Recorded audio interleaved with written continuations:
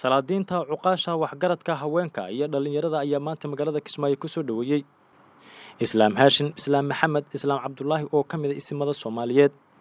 Islaamka oo ka soo kici timid deegaanada Puntland ayaa Jubbaland u yimid si uu kulamo oo la qaato golaha dhaqanka Jubbaland iyo madaxda dowlad goboleedka Jubbaland. Muhiimadda safarkiisa iyo kulamada uu la gali doono ayaa isku xirka labada bulsho iyo xoojinta ilaalinta midnimada guud ahaan ummadda Soomaaliyeed.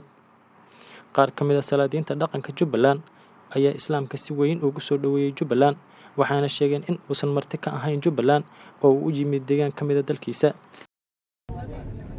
Islaam Haashin, Islaam Maxamed, Islaam Cabdullaahi waxaan leenahay soo dhawow si kalsami ah walaalnimo ah qalbi furan ah gacmo furan ah dadkaadi ah dalkaadi ah ku soo dhawow. dhaqan ahaan baan u soo dhaweynaynaa Islaam Haashim, Islaam Maxamed baan soo dhaweynaynaa annagoo ka tirsan odayaasha dhaqanka oo Soomaaliyeed oo aan ahayn jifo baan soo dhaweynaynaa. Islaam waxaan leenahay gurigaagii iyo gacmahayaga ku soo dhawow, guul ku soo dhawow, waxa dadka ka dhiman ku soo dhawow. Irkaadi soo dhaweyntaada Soomaaliya Jubbaland deganeed wax ka maqan ma jiro. waad arkaysaa markii wanaaga iyo hoosa lagu soo dhaweeyay hoosaas aan rabnaa wanaaga lagu soo dhaweeyay adigana inaad ka shaqeyso Soomaali ki isku keenay lahayd noqoto dadka Soomaaliyeed oo kalena hal eray baan ka codsanayaa in la ilaaliyo nabadgelyada iyo amniga la haysto in lagu dhaga amniga iyo nabadgelyada la haysto. isimka soo dhawaaw isimka guud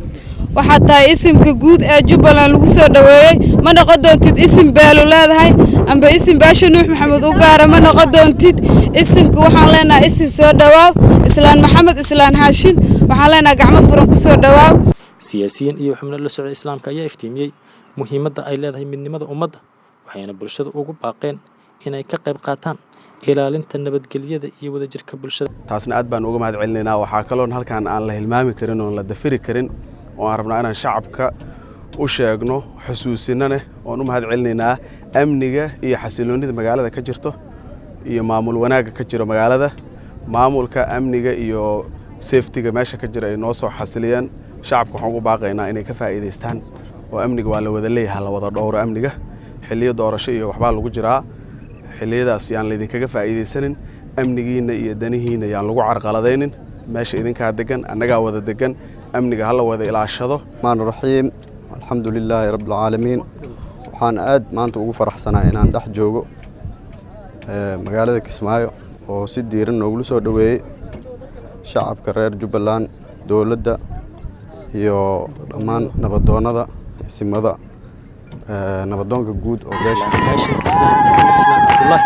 oo kulamo la qaadan doona salaadiinta Jubbaland ayaa sheegay in ujeedada safarkiisa Kismaayo ay qayb ka tahay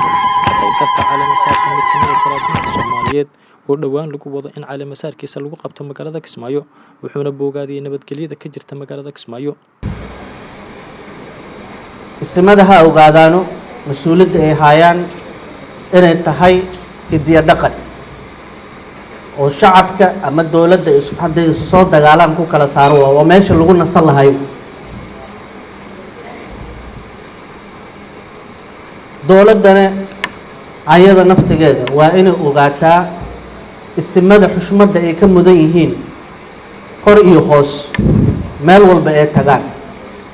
waa inay ogaadaan mar walba. Mas'uud Cabdullaahi aadan TV Universal magaalada Kismaayo.